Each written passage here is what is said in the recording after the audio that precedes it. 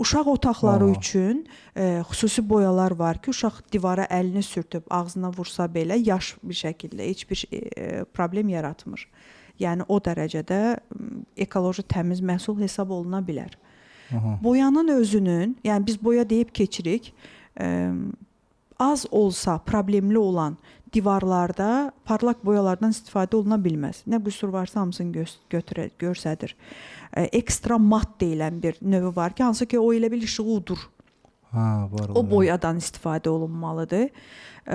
Kif əleyhinə boyalar var ki, onlar sanitar qovşaqlarda və istifadə olunmalıdır mətbəxlərdə. Çünki su ilə kontaktda olan yerlərdə istifadə olunur.